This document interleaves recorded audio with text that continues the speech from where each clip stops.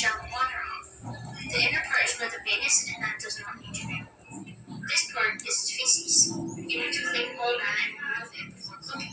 Now that you've seen this, I will post recipes. Have you ever wondered how to clean your shrimp? You can do this with the shell on or off. The inner part is where the vein is, and that does not need to be removed. This part is its feces. You need to clean all that and remove it before cooking. Now that you've seen this, I will post recipes. Have you ever wondered how to clean your shrimp? You can do this with the shell on or off. The inner part is where the vein is, and that does not need to be removed. This part is its feces. You need to clean all that and remove it before cooking. Now that you've seen this, I will post recipes. Have you ever wondered how to clean your shrimp? You can do this with the shell on or off. The inner part is where the vein is, and that does not need to be removed. This part is its feces. You need to clean all that and remove it before cooking. Now that you've seen this, I will post recipes.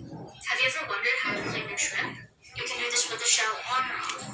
The inner part is where the vein is, and that does not need to be removed. This part is its feces. You need to clean all that and remove it before cooking. Now that you've seen this, I will post recipes. Have you ever wondered how to clean your shrimp? You can do this with the shell on or off. The inner part is where the vein is, and that does not need to be removed. Marunong ka nito. This part is its feces. You need to clean all that and remove it before cooking. Now that you've seen this, you need to clean all that and remove it before cooking. Now that you've seen this, I will post recipes. Have you ever wondered how to clean your shrimp? You can do this with the shell on or off. The inner part is where the vein is, and that does not need to be removed. This part is its feces. You need to clean all that and remove it before cooking. Now that you've seen this, I will post recipes. Have you ever wondered how to clean your shrimp? You can do this with the shell on or off. The inner part is where the vein is, and that does not need to be removed.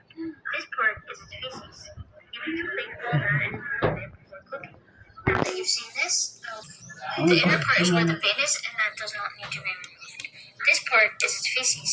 You need to Ay, clean all that magprito. and Ay, remove it. ano pala yung tanong ano? Bawang. Ay, daming dumi. Hindi ko marunong. Yung ano yun. Stop. Umangay ka na. Isus di Lord, konti lang ito. Dalawa lang talaga. Wala na nga eh. Yung pangluto nila yan eh. Pangluto nila yan. Binenta sa akin. Ano yan? Powder, ano? Dagdagan mo na lang ng toyo tapos konting asukal. Chip Cook ng bahala dyan. Kasi si Chip Cook, 2 years ako sa gali. Ito lang yung ipapakita ko, di ba? Yun pala eh. Huwag mo ipapakita yung mukha dahil masisira yung ano natin. Pag tingin nila matanda. Ayun, matanda pala.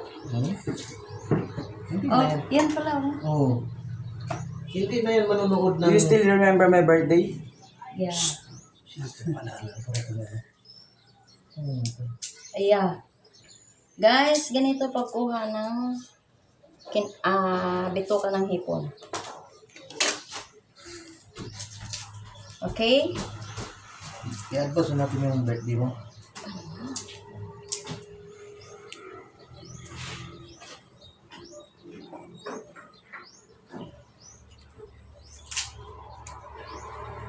Ito yun guys, hinihila. Yan guys. Oh. Naputol. Ito yun guys. Pag hindi natanggal ito, ano kasi ito?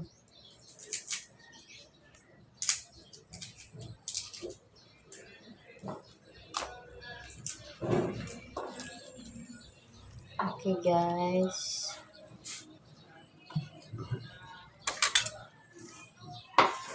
Yan yun guys. Ito yun guys. Oh guys. Oh.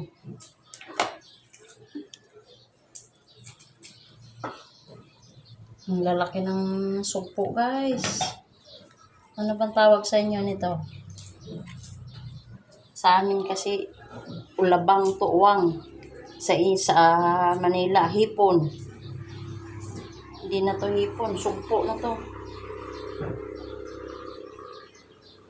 Sukpo ba yan? Ang tawag Sugpo yan. Sugpo to. Ito guys, oh, ito yung ano, Uyabang sa amin yan. biyabang sa inyo. Yan. Ano ba nang kailangan hinunog? Kulang sa amin. Sa Kuan Mandayan. gani kanang gihimong ginamos, Ay, hindi guys. Alamang yun eh. alamang. Hindi guys, ito. Hindi naman na lumalaki yung alamang. Hmm? Alamang lang sa amin yan. Ay, ang yabang guys. Sa amin to, ito na yung pinakamahirap na ulam. Ano lang to sa amin, pinamimigay. Inuhuli lang to dyan sa ilog. Sa amin sa Iloilo, kuyabang lang yan. Sa Manila to guys. 3,000 kilo nito guys. Pero dito sa amin, sa probinsya, inuhuli lang to sa ilog. Pamimigay lang to. Ito nga. Sa ilog ba yan? Yes, sa ilog lang to. Yung sa amin, sa Nibungan. Sa ilog lang to guys. Kinukurente lang to na pampalaso na damo. Yan guys, oh. Naging expert bigla.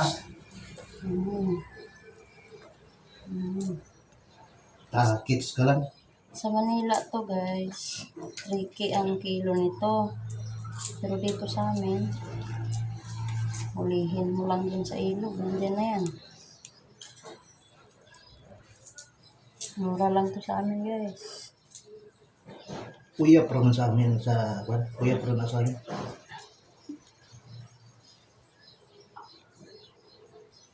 Kuya pro yan. Oh.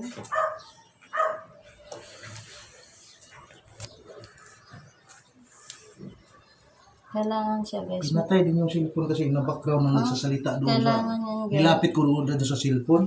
Kailangan to guys, matanggal yung itim niya. Kasi pag hindi, Kasi yun ang... Maingay yun. Hindi yun na nga yung background doon sa... kuwan. guys, itim oh. Itim. Hindi, lagyan mo na lang ng music. Nagsasalita rin kayo eh. Yun ang nagkuhan kasi. Yan ang nilapit. Pwede mo namang i-mute eh. Pwede mo nga i-edit sa TikTok yan eh. Hanap ka ng kanta doon, tapos sabay lagyan mo ng caption. Guys, ito yung nakuha ko guys oh. Dami.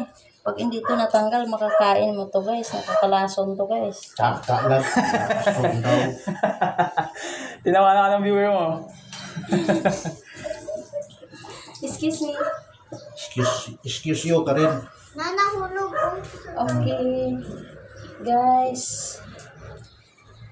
Ganun lang kasimple guys. Halika kayo, siksikan na tayo dito sa kan. Ako na bahala yun. Excuse me guys, ugasan ko lang guys. Sus ko na. Okay guys, maghugas lang sana ako ng hands guys.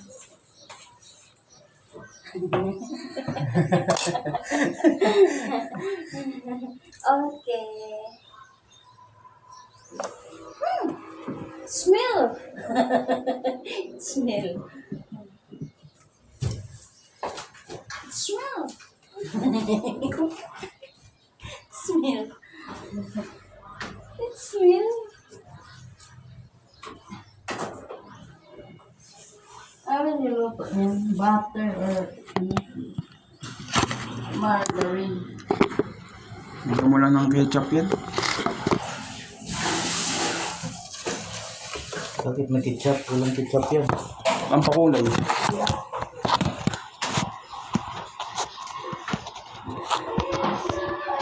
Kasama ko ba mukha mo pa? Ha? Tama na. Okay.